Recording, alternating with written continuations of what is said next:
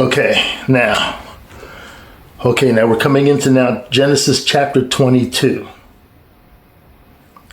This is a very, very special chapter for a very, very special reason. Okay, where do I even begin to tell you about this? I guess I can begin by telling you that when God created the world, actually, there were two major tests for mankind. Two major tests for mankind. Okay? Two tests for mankind.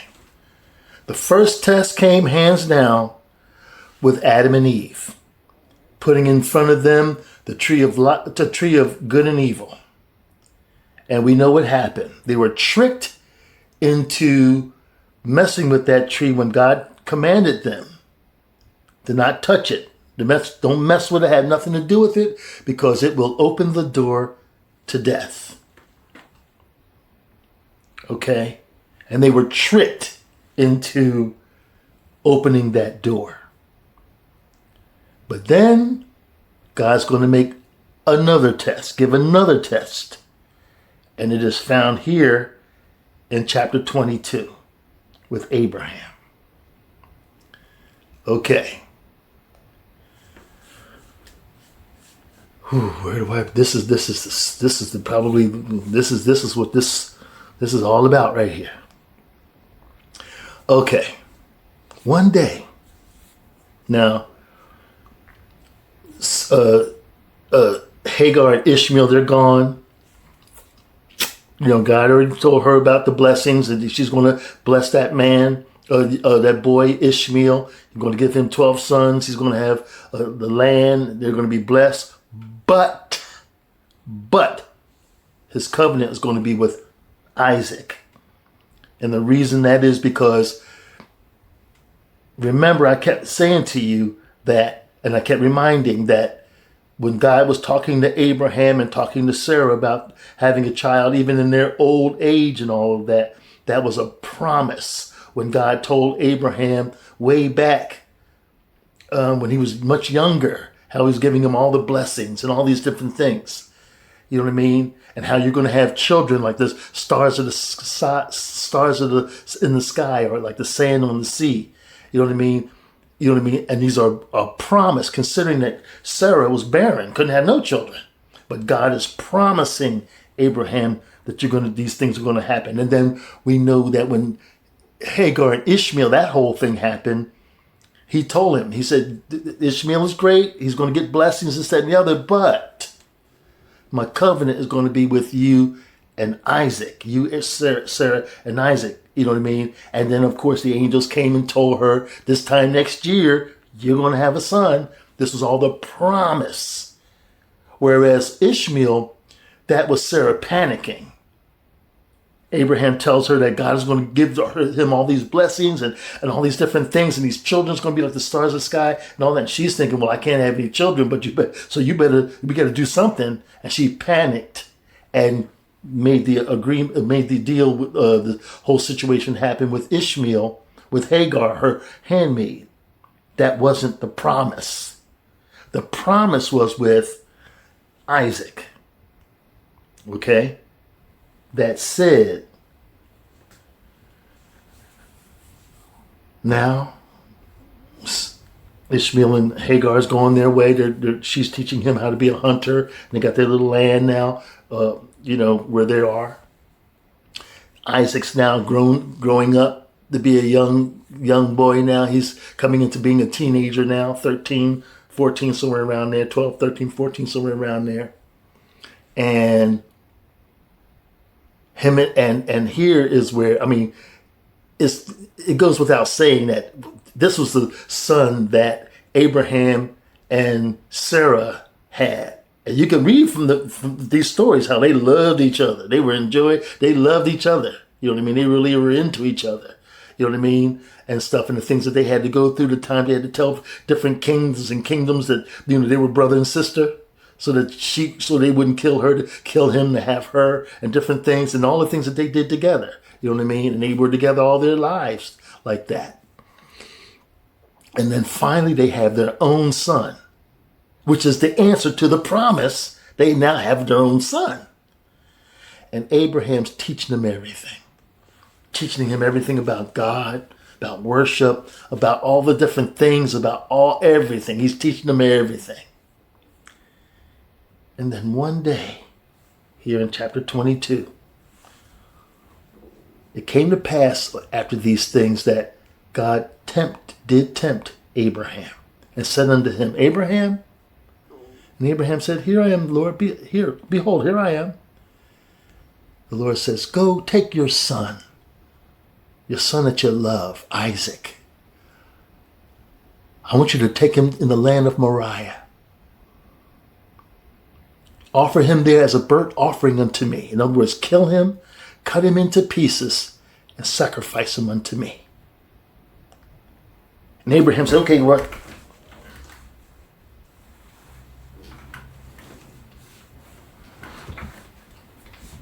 It says here, that's all in chapters 1 and 2. Chapter 22, verse 1 and verse 2. In verse 3, it says, Abraham rose up early in the morning and had the saddle ready. He took the young men with him. He had his son Isaac ready. He had the wood and the clay for the burnt offering ready. And he rose up and went to the place where God told him to go. In other words, the next morning he was up and ready to go. I say that, and I say it this way, because I know that all men out there watching this video, all of you, including myself, we wouldn't have been able to do that. We wouldn't have been able to do that. If the Lord would have told me to take my little daughter at that age, when she got her little glasses and all, you know what I mean? And I'm her hero. You know, at that age, I was. Take her, kill her, cut her up into pieces, and sacrifice her unto me. As much as I love the God of Abraham, I would have had a very hard time doing that.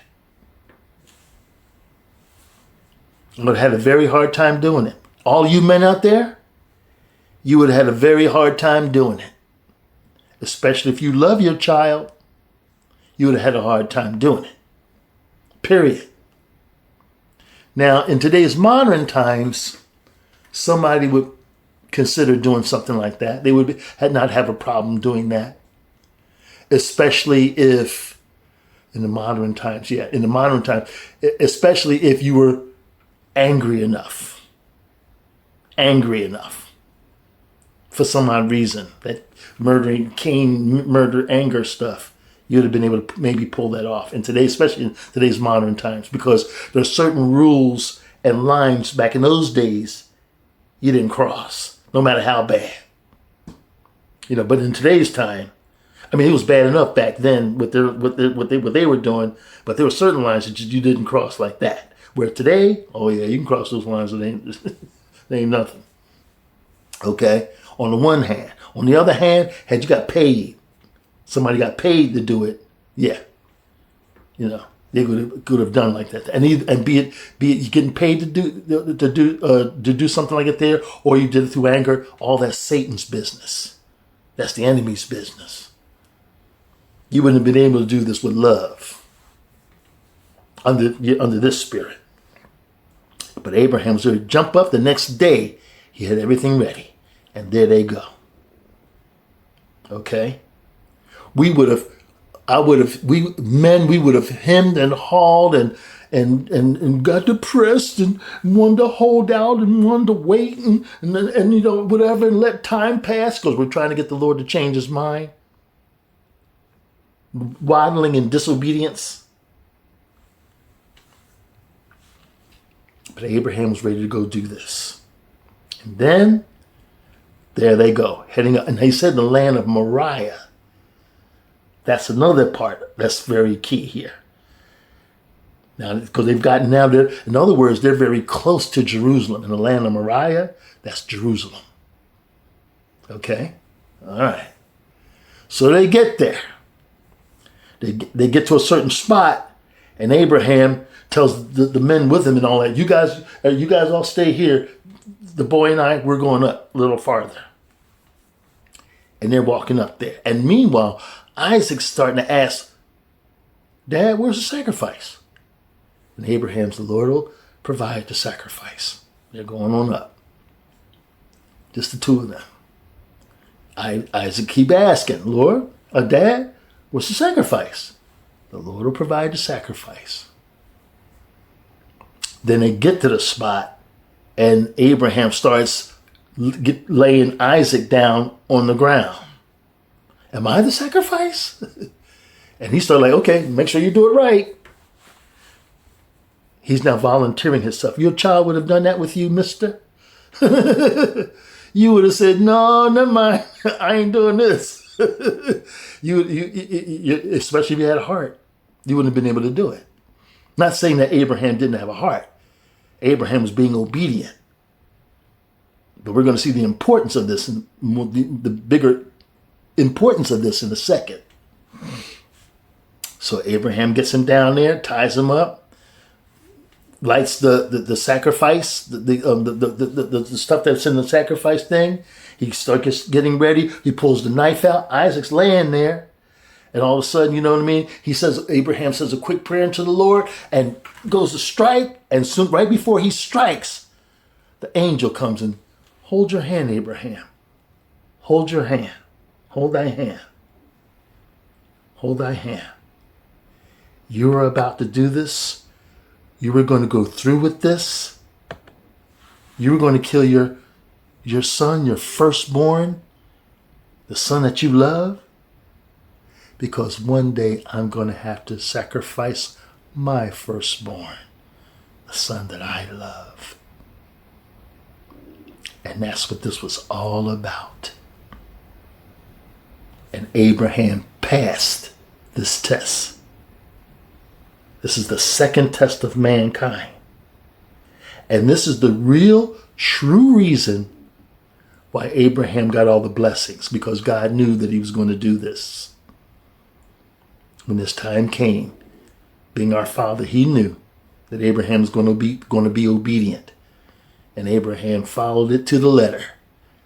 He was going to sacrifice his firstborn son, the son that he loved, because our father had to sacrifice his firstborn son. This is the second test of mankind. Now, I'll put a little more spiritual side to it. You have to understand that lamb, and you wait till we get a little further on with Isaac and his sons. You're going to start seeing something happening here. All along that God was helping us because of Adam and Eve and them opening that door to death. And you're going to see how, so God basically picked a family. He picked a family, this man Abraham, because Abraham was so obedient unto him. But then it all breaks down to this moment right here. And that's what this was all about. And this, right from this moment on, now for you Jews out there, this is why God picked you, the Jews. This is why you are the chosen people.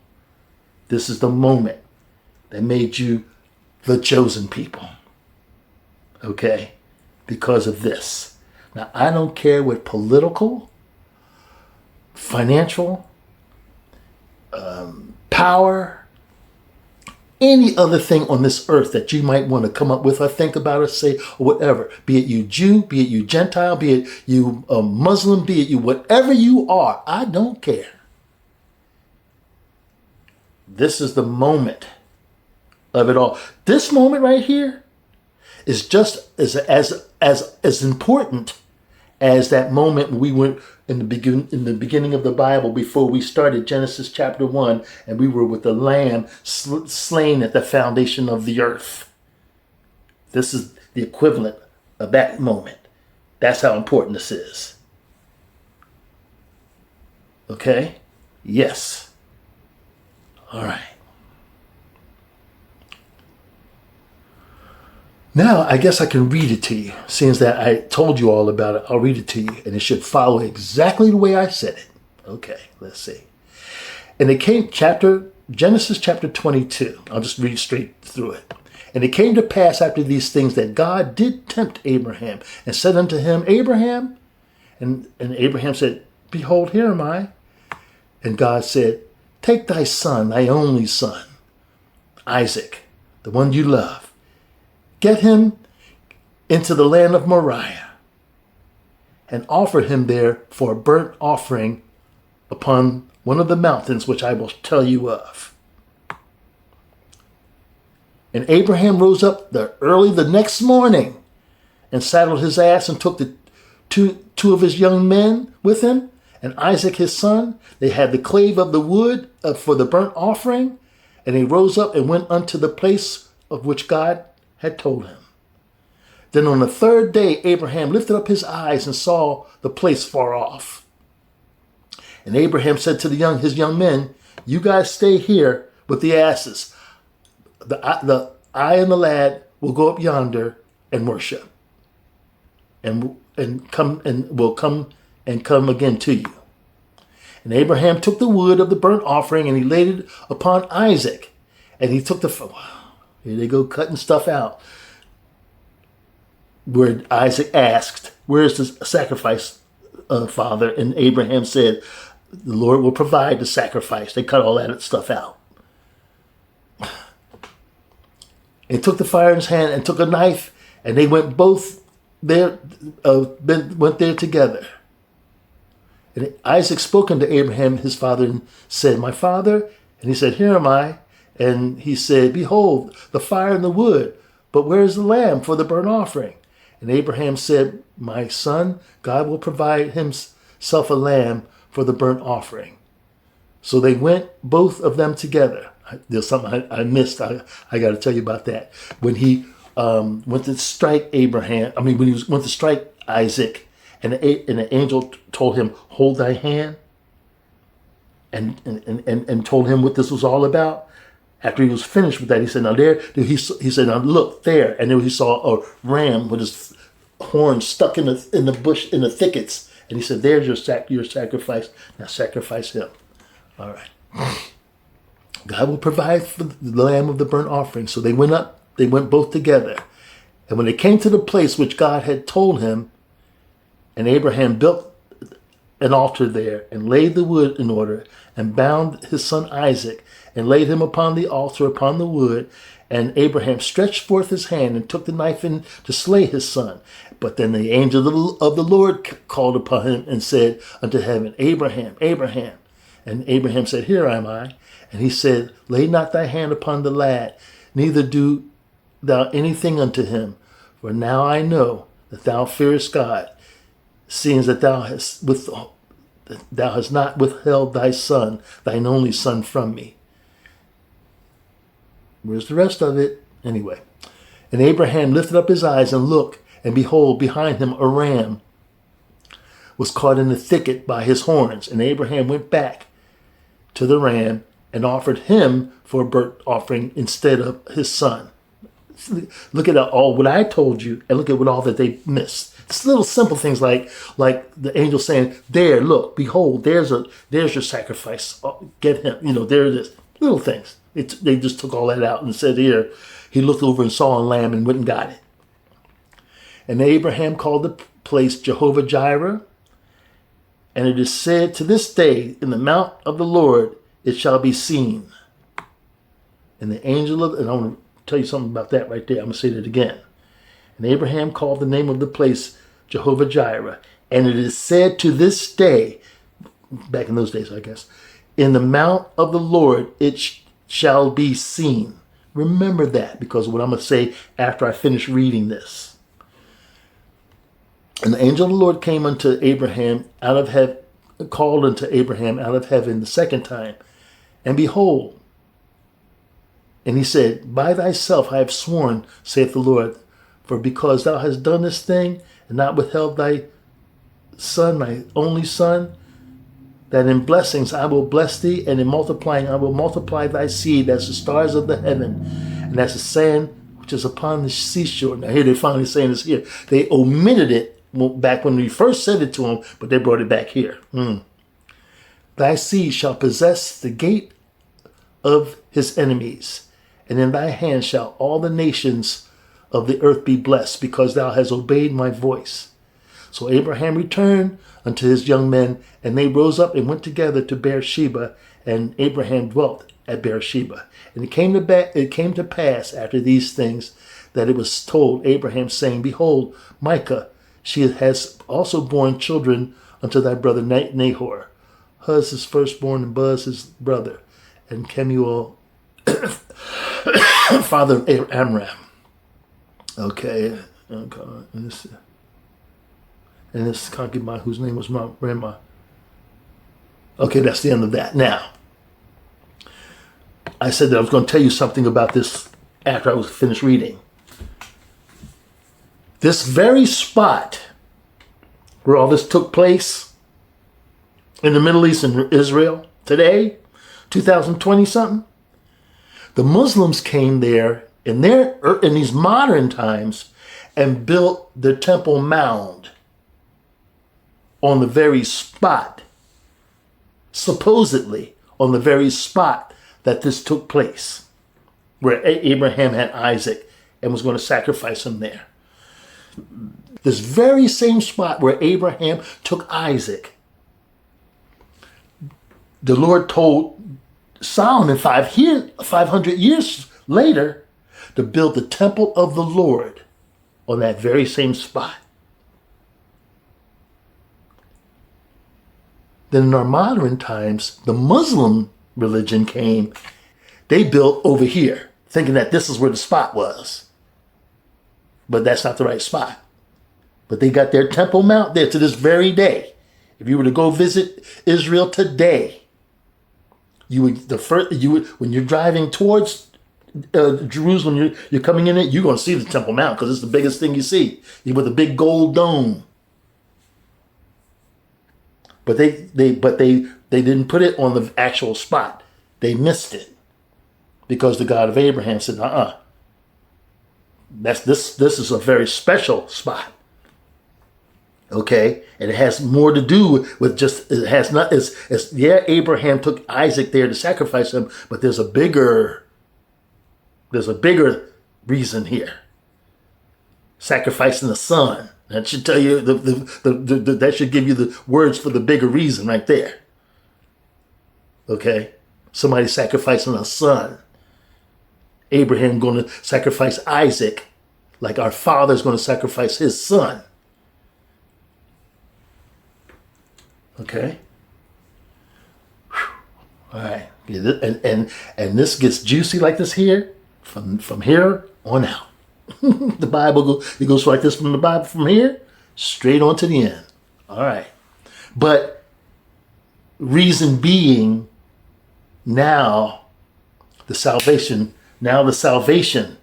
issue is on the scene. Now this is the first hint of the salvation for human beings, and still they don't know why. Still they don't exactly know why. Of course, in hindsight, we'll know it's because of death. But at this point, they don't know why. They don't exactly know why yet. All they know is they're just doing the goal for Abraham here is to be obedient. That's why I got the blessings, and that's why the Jews were the chosen people. Now, some of you are going to ask, okay, that's Abraham, and okay, but how did Jews get involved with us? And you're going to see this coming up real soon. Okay, all right.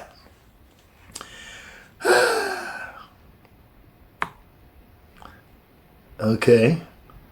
Then chapter 23 is Sarah dying in the cave of Machpelah. Okay, this would be chapter 20, Genesis chapter 23. This is when Sarah dies. Sarah was 127 years old, and these are the years of her life. Sarah died in Kil-Jahara at the same as Hebron in the land of Canaan. And Abraham came to mourn for Sarah and to weep for her. And Abraham stood up from before his before his dead, and spoke unto the men, the sons of Heth, saying, I am a stranger and a sojourner with you. Give me possession of a burying place with you, that I may bury my dead out of my sight. And the children of Heth answered Abraham unto him, saying, Hear us, my lord, thou art a mighty prince amongst us.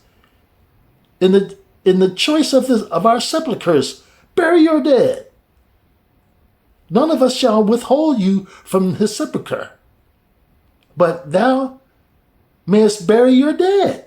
And Abraham stood up and bowed himself to the people of the land, even the children of Heth. And he communed with them, saying, If it be your mind that I should bury my dead out of my sight, hear me, and entreat for me to Ephron the son of Zohar, that he may give me the cave of Machpelah, which he hath, which is in the end of the field. For as much money as it is worth, he shall give it me for possession, for a burying place among you. And Ephraim dwelt among the children of Heth, and Ephraim and the Hittite answered Abraham in the audience of the children of Heth, even of all that went in the gate, and all the people went in the gate, saying, Nay, my lord, hear me.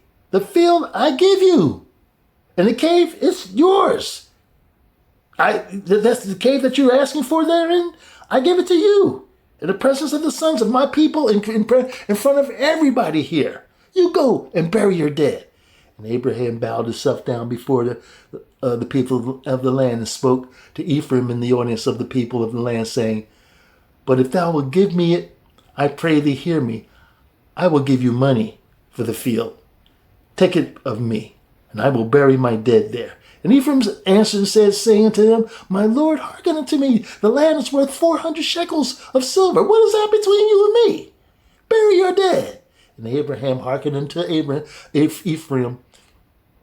And Abraham weighed to Ephraim the silver. He brought out the money, which is which he had named in the audience of the sons of Heth, 400 shekels of silver, current money with the merchant. And the field of Ephraim, which was in Machpelah, which was before Mamre, the field and the cave which was therein, and all of the trees that were in the field and were in all the borders round about were made sure. In other words, he sold them all these things. And unto Abraham for a possession in the presence of the children of Heth before all that went at the gate of the city. After this, Abraham buried Sarah his wife in the cave of the field of Machpelah in Mamre, and the same as Hebron in the land of Canaan, near Africa, in the field and the cave that is therein were made sure unto Abraham for possession of a burying place by the sons of Heth. Okay, so that's and I didn't know, and when you're first reading the Bible and all that, you see it, and he wanted to buy the spot, and they were like looking at him like, yo, man, you're the prince of everything. We're not going to sell you anything. You take whatever you want, you have it. But he was insistent on making sure this gets paid. And then and just reading it, okay, cool. Then when you see this the second time, you're like, whoa, that's the same thing that happened with Abraham. Then when you get to David, and you see it, because David, it's all about Jerusalem and all the cities around Jerusalem, Gaza, all the different cities who were there fighting over today in 2020 something. And now then you understand, that's why they said, I'm paying for this. This is mine, I'm paying for it. I know it was yours at first, and we didn't come in and conquer it and take it from you. And some 1,000, 2,000 years later, some people come back and try to claim it back because of whatever. I'll buy it from you and purchase it. And this, and in David's story, just got a whole 2 pages of him and this king going back and forth. Same thing. You are the king of debt. You are the king of Israel. You aren't buying nothing here. Whatever you want, it's yours. Take it. And he's like, thank you, king, this, that, and the other, but no, I prefer to buy it. And they go back and forth, and there's 2 pages of them back and forth until finally the king said, "All right, this is worth 1,400 shekels," And David pulled out the shekels, 1 shekel, 2 shekel, 3, and pays for the land, and he turns it into Jerusalem, the city of David. And regardless who owns it today in 2020, that's why that's happening like that. That's why it happened that way. Woo! And remember, and I'm saying that because I'm trying to make sure that you see that there's things that happened years ago in the beginning of the Bible that affects everything that we're doing today. And for those who don't, I didn't know that Israel did this or what's going on with the Palestine, or what's going on in Gaza, and what's going on in I didn't know all that. Well, it's all here in the Bible. That's my job, to make sure that you know. And this is where all this stuff came from, okay? Because the churches didn't teach you all this. All right. That said, we're at the end of chapter 24, chapter 23. We're ready to go into chapter 24. And keep on reading. Here we got a long way to go. The good stuff. We are now in the good stuff. And here we go. Hold on to your hat. Here we go. All right. Take care.